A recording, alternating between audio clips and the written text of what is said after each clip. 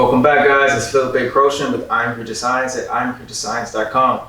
Today we're in Group A of the Movement Master Database, and these are pullovers. Now, pullovers is a great exercise. You can do this supine, or really everything's going to be supine, but the reason why I started there is because we're going to change the level of incline. Now, one thing I don't see a lot of people doing, and I would love to start walking into these gyms and seeing everyone doing these pullovers, is on a decline bench. And that's why we have the inversion table here. If you're at home, an inversion table is nice. If you don't have an inversion table, it's not necessarily the most common household appliance. Just get something that's going to elevate your hips up and that your head can maybe hang over, maybe like a couch, and make more sense once I'm doing the demonstration, but just have your body on a decline angle. But even if not, you can lay supine in a neutral plane to where you're perpendicular with gravity, and that's totally fine, all right? So, pullovers. Before I actually get into the demonstration, I do want to say that a lot of things that I do, I prefer to use a barbell and closed chain kinetics.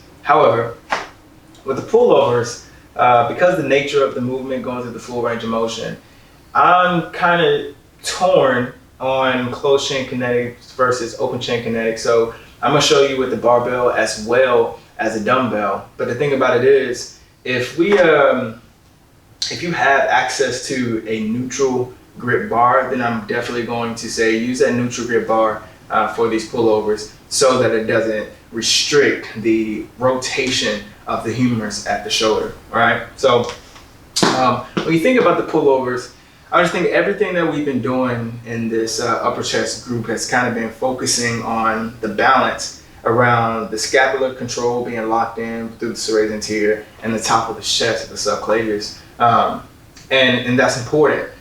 With the pullovers, we're not just going to focus there. We're going to leave that area and come back to it throughout the full range of motion. So that full range of motion is going to take us from here as far back, extended as possible. I guess this would be flexion.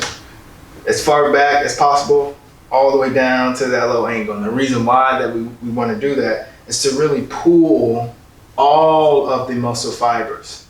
We want to stretch them out as long as they can come, and then we're going to shorten them as long as they can come. Now, granted, they don't move in this position, at least they don't run this position linearly. They actually kind of come, if you see one of those leaves that have this focal point and it kind of comes out wide and then has this arc shape, that's what the chest is shaped like.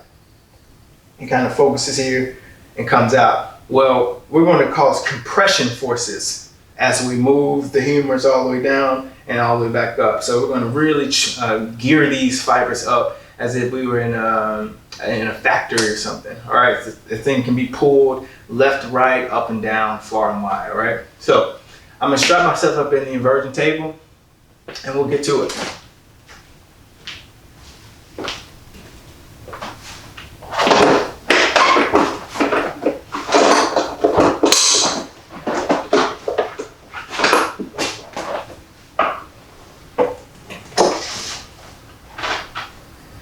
So we're back, and the first thing you want to think about when you are in these decline positions, particularly if you're on a like a decline bench press, I think that's the best tool to use to really get this movement most optimally.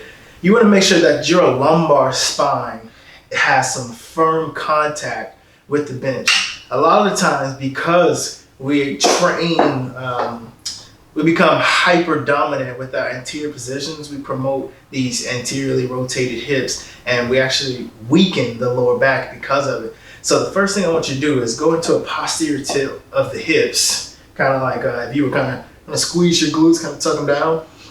That would create some space and allow you to put your lower back down. When you put your lower back down, it's going to activate your transverse rectus abdominis. Now immediately, as I go into that posterior tilt, my abdominal cavity becomes really hard. When it's not, it's soft, all right? So we want to make sure that lumbar is down. And when we're doing that, that means we're going to get a true full range of motion, and we're not going to compensate with lumbar flexion and extension to make it feel like we're getting further back than we're not. Right now, my lumbar is way up, and it feels like I'm reaching back. But if I put it down, it actually pulls my hand up. So we go ahead and start here and I reach out, I get a greater range of motion here at the shoulder, a more true range of motion. That's what we're going to train. So taking this barbell, lumbar down, all we want to do is make sure that I'm reaching out as far as I possibly can, get away from my head with this thing, because we want to stretch all the muscles in that glenohumeral shoulder joint, and we want to make sure that they're strong in that position, all right?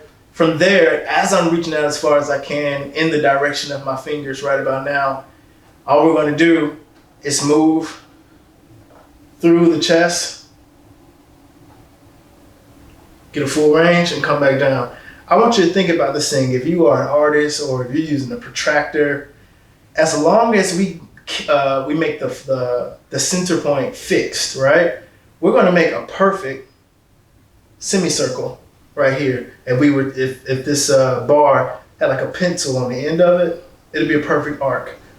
If we're moving around, lumbar not stay in the right place, our shoulders come here to here based off of how we're feeling weak once we're moving through it, it's going to be kind of jagged. And this isn't good.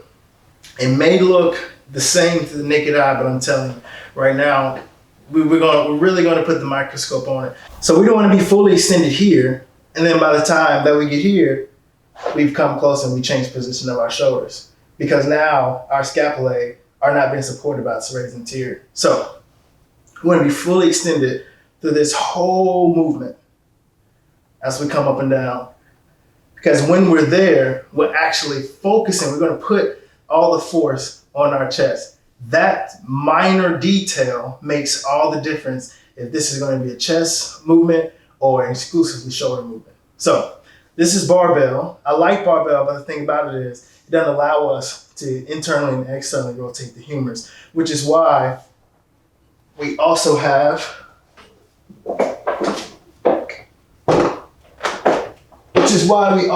dumbbells here. Dumbbells are probably going to be most optimal unless you have a neutral grip bar. Same thing with full extension, and we can really focus.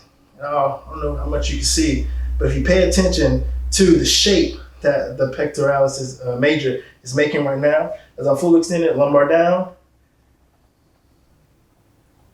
I'm able to get more internal rotation of the humerus as I come up, external rotation back to a neutral grip as I come down, and take care of the whole chest muscle. And that's how you want it. It's not like magic. It is magic. Eternally rhetorical. How do you move?